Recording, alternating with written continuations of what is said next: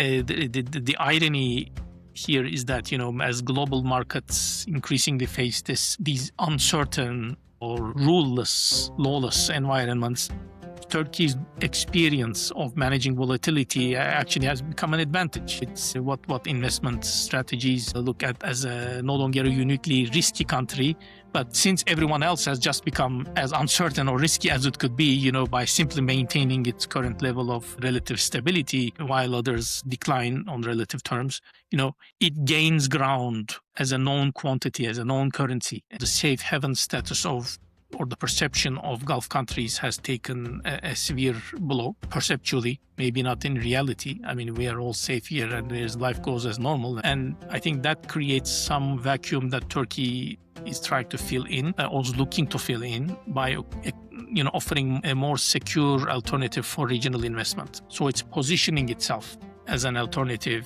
hub financially, logistically, and also for investments, for FDI. Süha Çubukçuoğlu, welcome back to Majlis Markets. It's great to be with you. Thanks for the invitation, Hassan. Serhat, I was just looking at when we last recorded. That was in May 2024, which feels a lifetime ago, nearly 2 years ago. A completely different world to what we're living in today. Lots to talk about.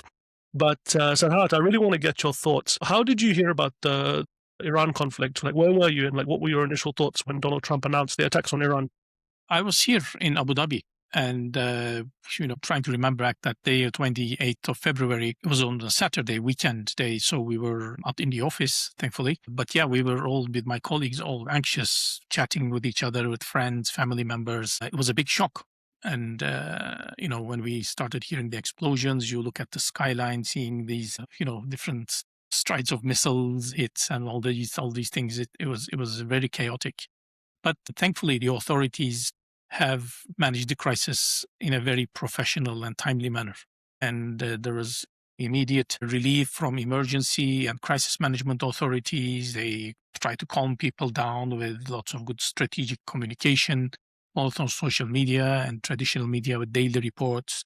So as days went by, things calmed down a bit, as in, they didn't have the same level of psychological impact as in the first few days. And were you surprised that America and Israel launched this attack on Iran? I was surprised by the timing of it. I didn't expect it to be so soon. I was thinking of the negotiation process to take a bit longer rather than an abrupt attack on a morning like this. Although the rumors had started to come out that there would be an imminent attack in the next few days, I still thought that it wouldn't be before the week started, not on a weekend like Saturday, which is a Shabbat in Israel. As you know, it's a holiday. But my predictions, I must say, have come out wrong in that instance. And it was on the very morning of a Saturday that the attacks began. And I think it was just episode 2 of what we saw last year in June, the 12-day war. But how about also the way Iran responded? Were you surprised at how that took place, or how that is taking place? Not so much surprised, because to be honest, having seen what we went through last year, we kind of had a feeling of, what Iran's capabilities, its technological level and armed forces are, what they do rather than what they might do. So we already had a template, a blueprint in our hand to estimate what would happen. Of course, Iran doesn't have a navy or a credible air force, but still the missile forces they had, I think, have caused some substantial damage around the region, not just in the Gulf. And that was expected. And the authorities here also, also in the US and Israel said that they were expecting it. There was nothing out of the blue or unexpected, completely caught everyone by surprise in that sense. And from a geopolitical perspective, how have the guys in Ankara, in Turkey, viewed this conflict? That's a very good question. I don't know where I can start from. Maybe if we take it from a geo-economic angle, what Turkey is trying to do essentially is to navigate a tight diplomatic balance, a fine line of thread here. I think the first instinct has been strategic containment rather than Turkey certainly not looking for military adventures in the region. So it's trying to keep the war geographically distant, but also politically close, so that it can have a stake and influence on all sides. What we saw from the beginning, and also last year, I think Turkey's position hasn't changed much since then, is to remain outside the military confrontation, while preserving room to negotiate and provide space for diplomacy, de-escalation, and mediation. So the first instinct was to protect Turkey's borders, not to have another inflow of refugees, as we did back in the first Gulf War and the second Gulf War in Iraq and the Syria civil war. So avoid these spillover effects, keep all channels of communication open, and prevent it from sucking in the rest of the region to become a wider restructuring exercise that leaves Turkey kind of boxed in. So Turkey wants to keep its channels of communication open while keeping itself out of the fire. And it does that mainly by calling all parties to the negotiation table, but also we saw this in the foreign minister's shuttle diplomacy between Gulf capitals and also his phone conversations with all the parties involved. I would say that, how could we label it? Perhaps we can call it active neutrality, as is used, most widely in media these days, or some call it active isolation, but I don't think Turkey is pursuing isolationist policy here. It's more like trying to keep calm and neutrality. It doesn't want to be drawn into a pro-war coalition, despite some allegations as to bring Turkey on one side of the conflict or the other rather than fence-sitting. But it doesn't also want to stay completely passive because it obviously affects Turkey's neighborhood, its trade partnerships, energy routes, and overall regional standing. So I would say Turkey is balancing its hard security vigilance by, for instance, shooting down Iranian missiles. And there is still some controversy around where and how these missiles were fired, whether they were indeed destined for targets in Turkey or whether they just strayed off or were meant to land elsewhere. We don't have a clear picture on this because the authorities have not shared the missile trajectories and radar signatures. On the other hand, Turkey is applying, some good strategic communication and political messaging centered on international law, stability, maintaining ceasefire, and continuing negotiations for a settlement. What it tries to do, I think, basically is to look responsible, like an adult in the room, rather than becoming entangled in this nonsensical war. How would you characterize then Turkey's relationship with Iran up until the February the 28th? And also, how does it balance that with its relationship with Israel and the US? Yeah, that's very interesting. Turkey and Iran have had, historic cultural relations.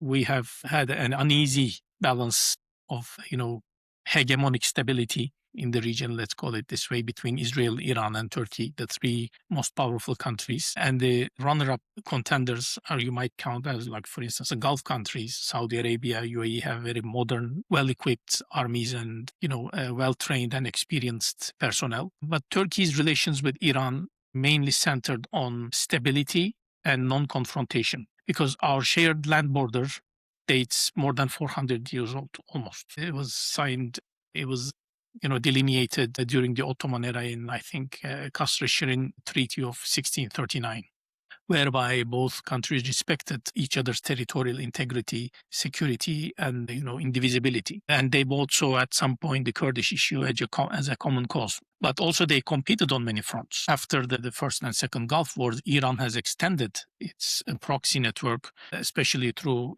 sectarian alliances into Hashti Shabi and other Shia militias into Iran and all the way to Lebanon, as we know, with Hezbollah, not to mention Hamas. So Turkey was against all of these. It tried to maintain a cautious balance with Iran without engaging into a full-blown war, because neither party had interest in this. But Turkey also does not want to see a complete collapse or the disintegration of Iran as a country, because that would bring in a whole swath of other complications that Ankara would find it increasingly or exceedingly difficult to manage on its own.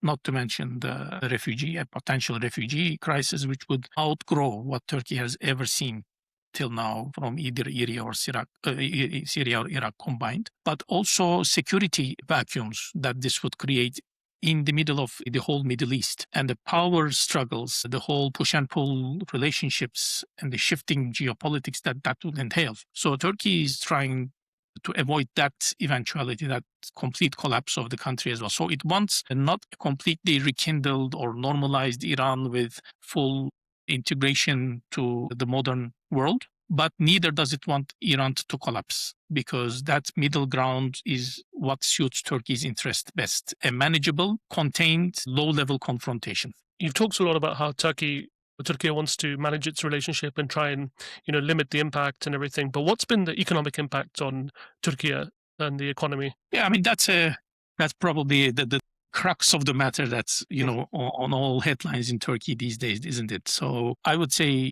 I mean, energy security is one of the major pillars. I mean, if we look at the risks and shifts in Turkey's energy sector, this is where geopolitics and economics emerge most directly. Turkey is vulnerable to the sudden spike in oil prices, as we all know, which surged from around $70 pre-war to today, I think $105 per barrel. And each $10 increase reflects to about another $5 billion deficit to Turkey's current account balance, which, according to new projections, this year might reach well above 40 billion. So it might be around $4 to $5 billion.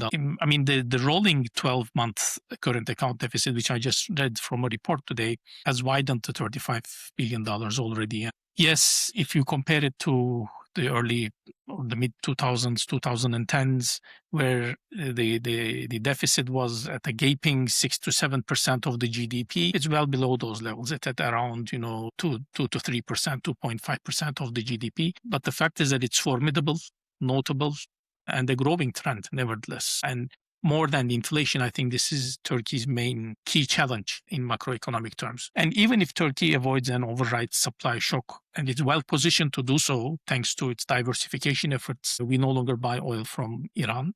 Our natural gas intake was around 10% of our annual consumption, which is minuscule and can be replaced, and has been so through more flexible LNG contracts with multiple countries. But if you add on beyond the immediate energy supply shock, insurance costs for transfer of goods, freight disruption, and the strategic uncertainty around Hormuz, it all adds up to anxieties around Turkey's macroeconomic standing. Yes, Turkey wants to become a strategic energy hub, a primary corridor between the Caspian, Black Sea, Middle East, and Eastern Mediterranean regions. But with the current upheaval, it looks increasingly unlikely to be able to do so in the near term, unless it can sort of park out the Middle Eastern front and look at alternative options for the foreseeable future in Central Asia, Eurasia, and the Eastern Mediterranean, which is not doable, because the Middle East, at the end of the day, is where Turkey also is situated, and it has neighbors and partners, major economic partners here in the Gulf. So we cannot just turn a blind eye and walk away. So these are some of the pressing challenges. I mean, we can talk about more on trade and exports and some sectors like tourism, if you like, also. Yeah, I just want to talk about tourism, but just on the energy point, where does Turkey get most of its energy from, or is it from a range of countries? From Russia mainly. I mean, 50% is oil and gas. Roughly 50% comes from Russia, and the rest from a variety of countries. Most of the LNG comes from the US.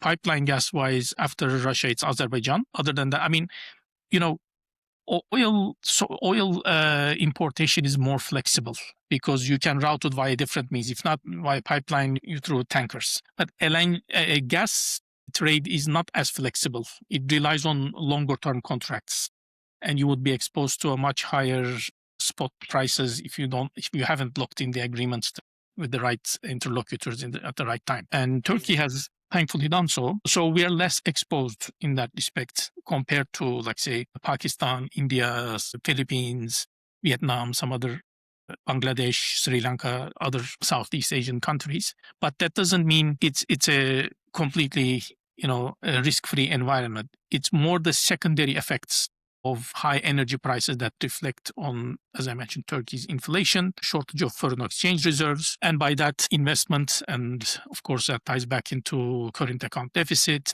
the entire deteriorating economic situation. So, I mean, Turkey has only so much ammunition to prop up and buoy the Turkish lira, and it's been burning on those quite quickly, which I think you might have seen over the past few weeks, that the central bank has kind of sold at a rate that shocked most people. Tons of gold to, I think they amount to about 70 tons of gold cumulative, the amount that they sold to partly in swap agreements, which means they are to be replaced once conditions allow, but still a substantial amount given the shock that the central bank had to manage. The other sectors that come to my mind, Sarhat, is tourism. I was reading a report just before we were recording that tourism is going to see a bit of a dip.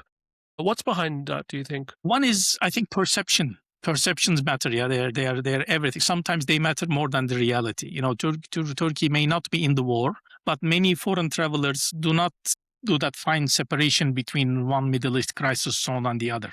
You know, in the wider region. That means cancellations start well before the summer season hits. And even now, hotel reservations are seeing cancellations, tourist arrivals are slowing. Maybe we'll come to it, and this is part of the conversation around whether Turkey can replace the Gulf in that sense. But yes, there is some substitution from Gulf destinations to Turkey, although this is not the right season for it yet. But broad regional anxiety, I think, still surpass whatever good sentiment or positive message you are trying to lay out there. The situation, unfortunately, is a dampening on the demand, especially among more risk-sensitive travelers like from Europe. And I read also testimonies saying that, yes, Turkey is not part of the current war between these and these parties.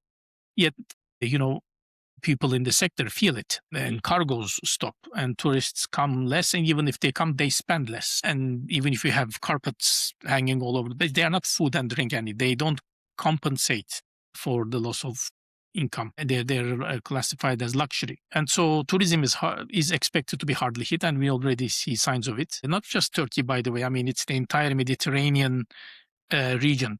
The Eastern Mediterranean region, I would say. So Turkey, Egypt, Cyprus, both parts, and Greece also. So it's not a Turkey-specific situation. Like affects pretty much the entire neighborhood.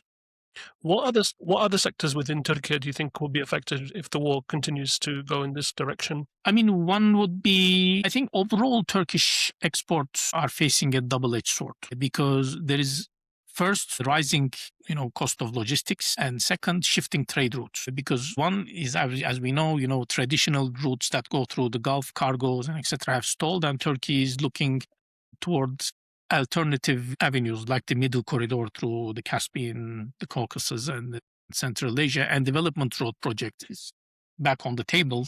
Well, it never was off the table, but kind of has a revived or heightened importance now compared to others like IMEC or the Suez Canal route to secure exports. So I would say defense industry has had a positive uptick because of this, thanks to, it's already established links and the urgency, the primacy of the demand in the market. But overall, I think the crisis is affecting manufacturing sector. Not only Turkey is importing now more expensively, but it's also importing less, especially energy-linked inputs like sulfur, aluminum, fertilizers, just to name a few. That affects a whole gamut of sectors from agriculture to textile, machinery, food processing. These are all part of the high-tech production that all feel the knock-on effects of these kind of freight and delivery time issues or the war risk premiums that companies charge them with, if not the raw material sourcing, the supply shock in that dimension. Having said that, there might be some opportunities in the crisis. I mean, every challenge comes with an opportunity.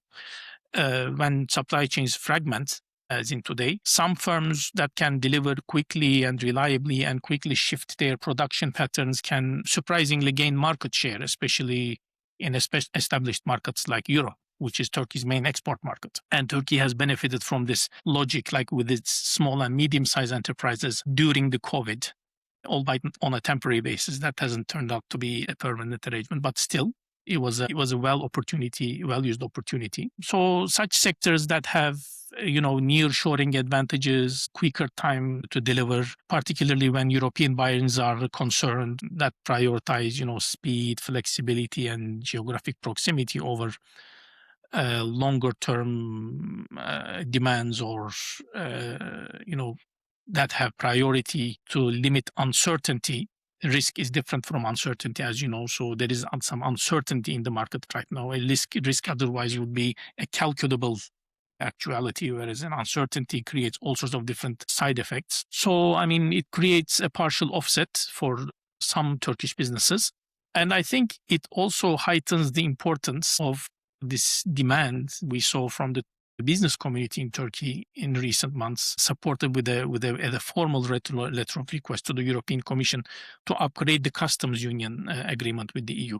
There cannot be a more suitable conjecture, a strategic, opportunity for both sides to benefit from such an upgrade to include services, agriculture, and financial services in it, as well as other digital services. So that's what I can say about sectoral outlook in Turkey. With the uncertainty that you've alluded to, how then would you characterize Turkey's financial position right now? You mentioned about the lira and how they've been selling gold they've been really selling the gold a lot. What's behind this dynamic, and how would you characterize Turkey's fiscal health? Yeah, fiscal health is under pressure, that's for sure, no question, because the government is trying to cushion the public from the full energy shock. First on energy, but on other items in inputs as well that we mentioned. So it's in an active crisis management approach. And I would say the priority is now not on reducing inflation, as in growth and inflation limiting measures, but more on damage containment, okay? Because in such a crisis environment, it's very difficult to achieve those aims of growth and limiting, inflation limitation, while there are other effects, inputs that have the supply shock impact on inflation. It's not a demand side issue, it's a supply side challenge. So I think the main priority here is to contain the fall of the Turkish lira, to buoy it, and have ample reserves available to defend the lira. Yes, there are price hikes, and it puts an immense strain on the budget due to lost tax revenue. As you know, there is a sliding scale for fuel purchases. So if there's an uptick in the price, the government readjusts the taxation percentage there to cushion the impact on end users. And of course, that comes with high subsidy costs in energy. So every attempt to soften, fuel pump prices comes with a price, a bill. So to absorb part of the import bill, and protect households in the short term, the government pushes stress back more on the budget. It's a classical trade-off of social protection and short-term damage containment versus fiscal discipline. So up till before the war, for the past 2-3 years, Turkey has been very successful in returning to economic orthodoxy, taming the inflation. The central bank has done a tremendous job to manage in monetary policy. And in an ordinary year, that would have been manageable, that trade-off of social protection versus fiscal discipline. But it's no longer. Since Turkey is in a war-adjacent territory, it becomes much more costly, both politically and financially. And so the challenge, I think, is to sustain the stability program long term and run it side by side with this reactive daily crisis management, and how the two, and manage it so that they don't overstep into each other. It's a very complex, very challenging task. So, I don't envy the economic management board in Turkey at all, the authorities. But in terms of, coming back to monetary dynamics, I think despite the ongoing volatility, the central bank has thus far done a good job of buoying the Turkish lira and providing necessary liquidity, both in terms of foreign exchange and gold to the market, which is not a solution by itself. Because it just buys time and not, foresees a structural reorientation. Time matters only if policy credibility is preserved. So over the long term, if this situation sustains, it will become unsustainable for Turkey and would have to look for alternative ways. And as I said in the beginning, I think the key challenge for Turkey is not to reduce inflation, but current account deficit and external indebtedness, which are really its two soft underbellies, what makes the economy fragile and vulnerable to external shocks. But Sarah, don't you think also, up until the war, gold was rallying a lot.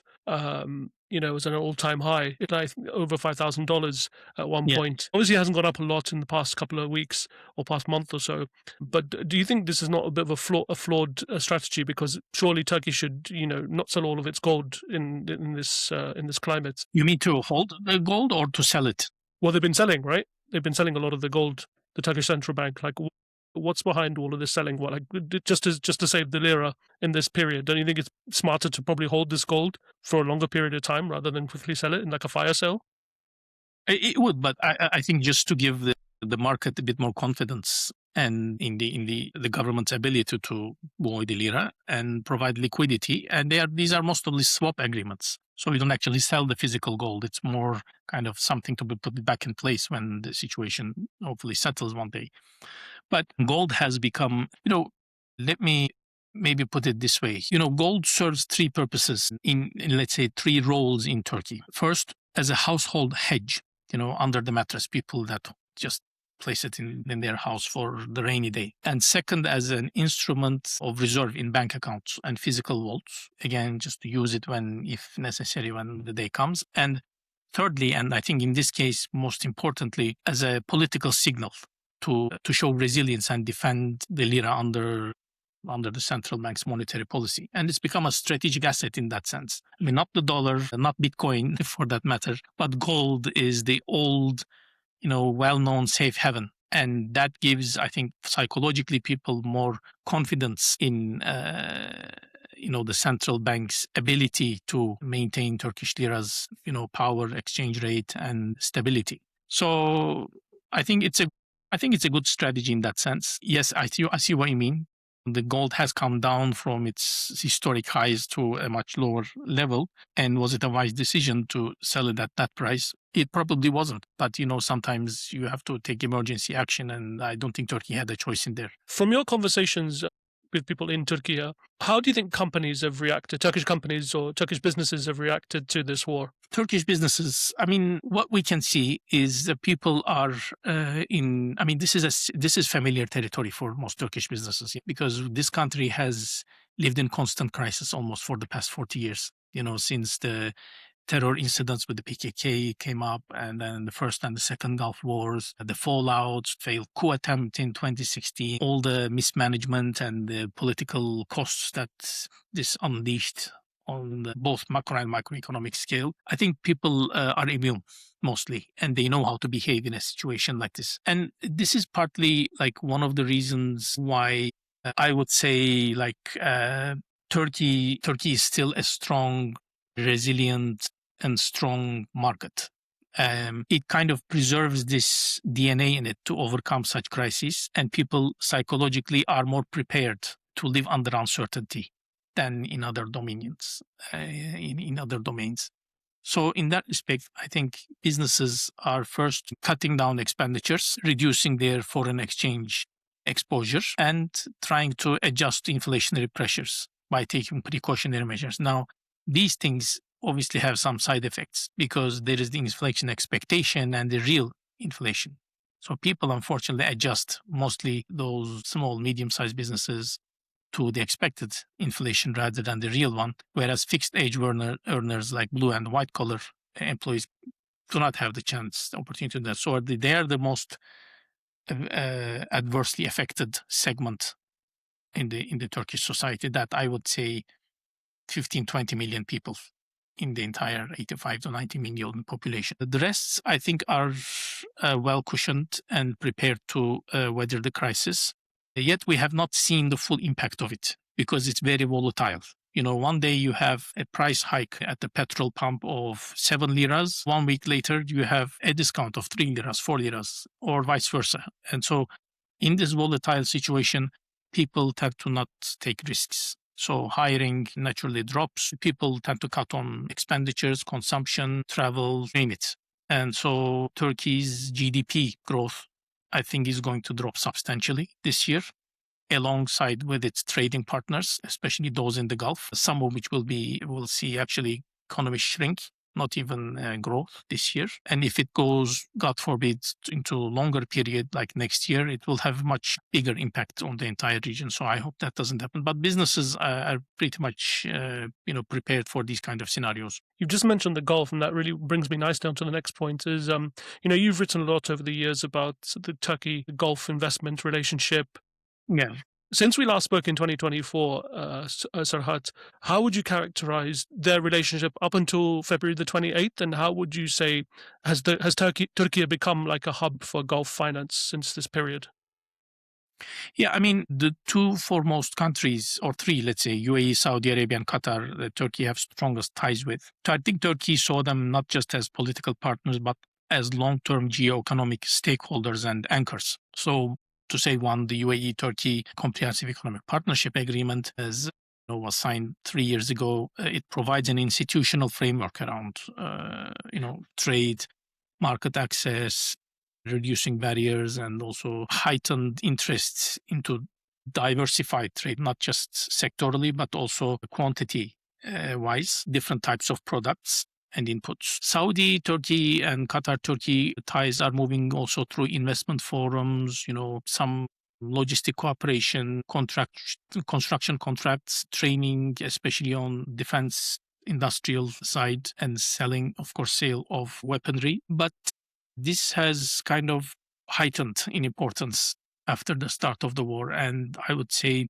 first, as we all know, the safe haven status or the perception of Gulf countries has taken a severe blow, perceptually, maybe not in reality. I mean, we are all safe here and life goes as normal, as we were discussing before the meeting. But nevertheless, perceptions matter. And I think that creates some vacuum that Turkey is trying to fill in, also looking to fill in by offering a more secure alternative for regional investment. So it's positioning itself as an alternative hub financially, logistically, and also for investments for FDI as a manufacturing base. I mean, yes, the war complicates the Gulf model of economic growth by exposing the security vulnerability here to a certain extent, and that Turkey looks increasingly more attractive in that, at that level. But that doesn't mean Ankara is completely detached from its business and financial and other ties in this region.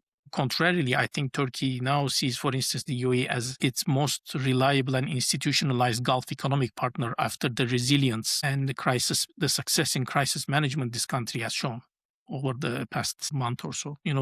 Strong trade volumes and investment flows will pick up very quickly once this ordeal passes through. And in any case, yes, Turkey and Saudi Arabia, for instance, have different, priorities and projects.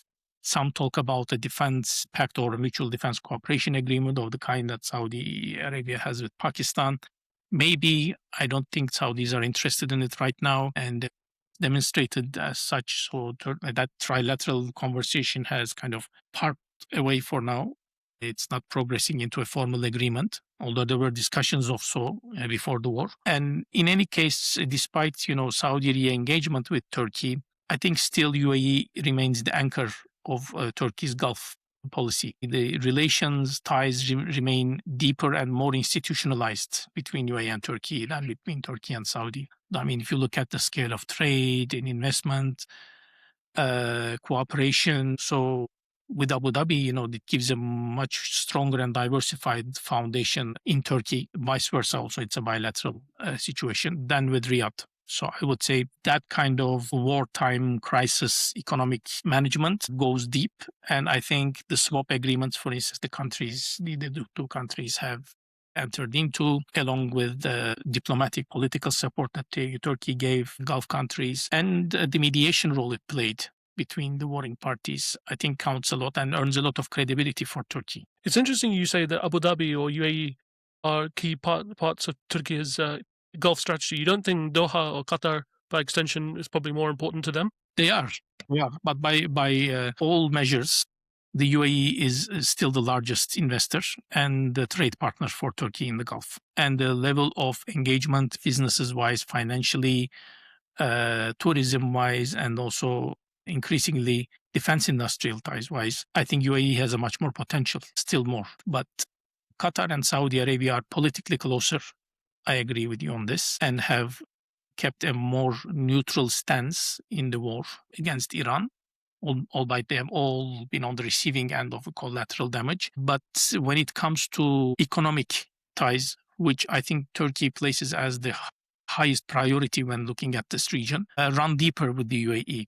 Yes, Turkey has an established military base in Qatar, and that's a fact. But for instance, if you look at the trade volume, even with, Saudi Arabia is how much? It's a 30 million population country, but the trade volume between Turkey and Saudi is 1/4 of the UAE. So the two do not match in that scale of measure. The UAE surpasses that by and large. So Qatar is also a small country, but it nevertheless is a very important player and has politically been very close to Turkey over the past decade, as we all Yeah, know. no, I remember. I don't know if you remember, Yeah. like in 2017 when Qatar's neighbors were boycotting them. Turkey actually sent Yeah. troops, I think, as well, and said on the record, like, if anyone tries to invade Qatar, Turkey would defend Qatar from any Yeah, that's outside true. forces.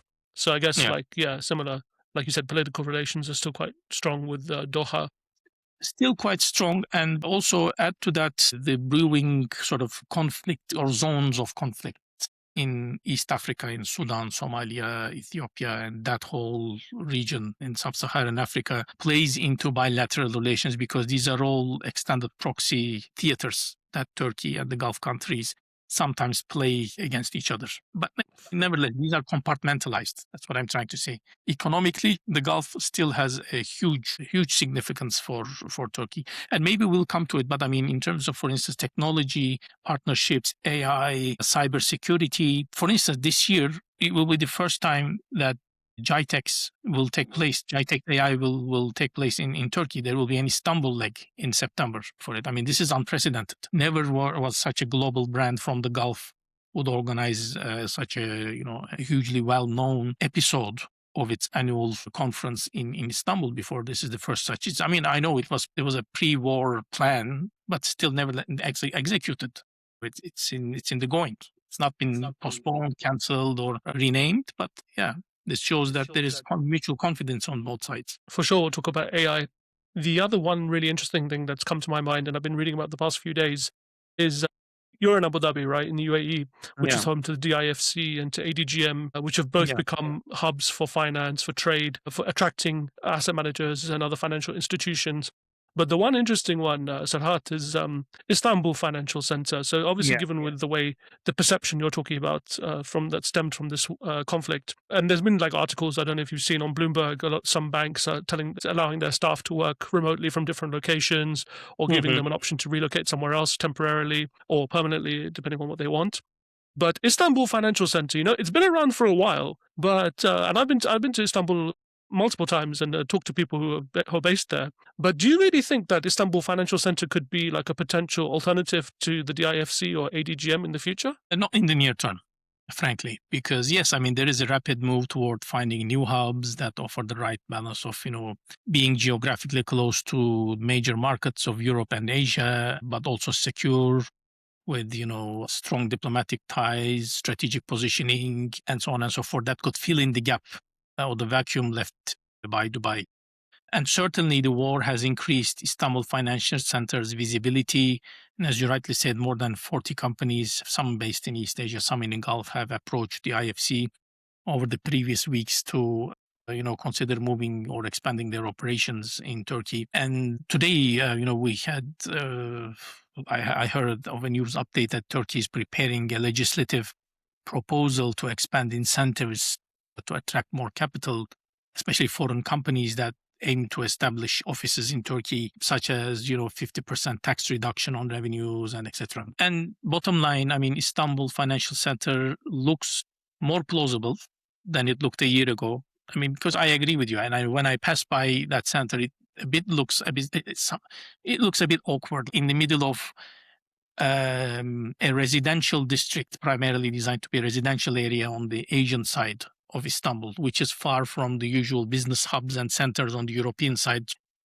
It reminds me a bit of a new city building project, a massive investment construction project rather than a truly, established financial hub. But that's just the perception, and perceptions change over time. Dubai was a desert town when it was established, but it changed over the course of period and became a world-renowned financial center. So having said that, I think Istanbul could only be a second-order contender at present, not a top-tier rival to Dubai along the likes of Singapore, Frankfurt maybe not, but I mean Singapore and London for sure.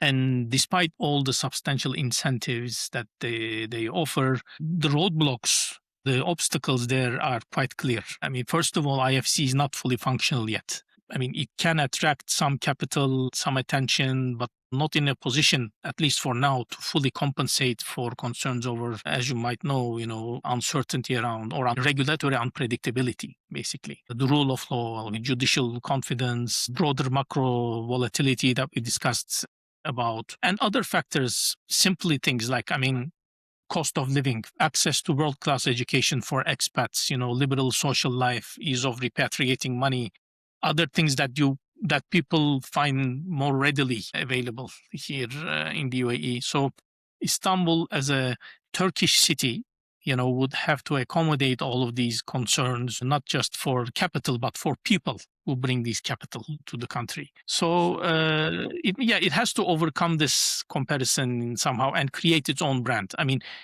Istanbul Financial Centre is not to be positioned as an alternative to X, Y, or Z. It has to create its own genuine brand value. Let me put it this way, and with its own strengths and competitive advantages. Yes, it has advantages and some ambitions around, especially the governing authority there. And as we were discussing earlier, there is what I call increasingly reading media of this everywhere is Turkey kind of phenomenon. The irony here is that, as global markets increasingly face these uncertain or ruleless, lawless environments, Turkey's experience of managing volatility actually has become an advantage. It's what investment strategies look at as no longer a uniquely risky country, but since everyone else has just become as uncertain or risky as it could be, by simply maintaining its current level of relative stability while others decline on relative terms, it gains ground as a known quantity, as a known currency in the world's view, and some of the unknown threats that many people have faced for the first time in their life. So in that respect, when everyone is kind of similar, then would otherwise be at disadvantages, and certainly might become advantages, if you look at it from that point of view. Yeah, that's really interesting you say that. But on the Istanbul Financial Centre, one thing that comes to my mind is that I think one of the challenges they're going to face in making it a global financial centre is, number one, in DIFC and ADGM, I think they use English law in their own legal system. Yeah, of course. They have their own law system. Which is completely disconnected from the onshore UAE legal system, and also the tax treatment as well. I know Turkey's got quite a complicated tax system compared to the GCC. So but I guess it takes time to realize these, right? Yeah, and also the ease of bringing in and repatriating money, you can count that as well. Yeah, there's much stricter nowadays in Turkey. They record and monitor and inquire about all major transactions for right reasons. So Turkish financial system, it also gives it what we call robustness and the experience. If you look at the digital banking system in Turkey, it's probably one of the best in the world. I have to be honest, it's much better than the comparison wise, the ones in the US, in America. Turkey's digital banking system is light years ahead of systems in there. So it has these added advantages, the extra checks and security protocols, ease of access to all kinds of operations, and the depth of financial literacy you find even in people who walk on the street is, mostly unmatched to many of the country's populations around the region. But with the added disadvantage that, as you said, taxation, rule of law, predictability, political stability is there. Yes, Turkey has been, there were some ups and downs over the past 2 decades, but Turkey is pretty much a politically stable country. It's more the macro variables and, as I said, the day-to-day running of life, that the difficulty of being a resident of Istanbul is what makes these things less attractive. Whereas in Dubai, settlement, moving around, rental rates, these are all predictable and under strict management by the authorities. And in Istanbul, it's not the same. It's definitely not even close. Speaking of tech, and to close the podcast shortly, you've mentioned about AI. Obviously, you've mentioned GITEX is coming to Istanbul in September. And Turkey seems to have an interesting... How would you characterize Turkey's AI strategy? And how does it fit in with the regional... I think if we look at Turkey's competitive advantages, it's one in basically based on engineering talent. Software. I myself, as a software engineer, and I've worked in this industry, spent 6 years of my life. I can comfortably say that Turkish level of technical depth and engineering skills are world class. I think these are, and it's not just that, but also the applications, industrial applications, especially in defense tech and mobility, these kind of fields are impressive. And there's a policy push also from the government for technological autonomy to make Turkey a center, a technological hub in the greater Middle East and Africa region. So, I mean, what's their AI policy? The country has now a fully autonomous standalone cybersecurity authority, as well as a national AI plan. And it's part of their, national technology goals to increase competitiveness and bring in more talent. It's called the Return Home program, for those skilled engineers who migrated with or were lured away with attractive salaries elsewhere, increasingly, lured back to the country with comparable salaries and living standards, especially in defense tech industry. Compared with the Gulf countries, based on these comparative advantages, I would say that Turkey's AI story is more product or production oriented rather than capital oriented, or even less so capital saturated. There's a lot of capital here, free cash flow, that is looking for places to invest in the Gulf. But it's not the case in Turkey. The Gulf enjoys these large pools of state-backed capital and digital infrastructure and the ecosystem, the hubs and the legislation, the regulation to enable like startups to grow, but it's still lacking in terms of top talent.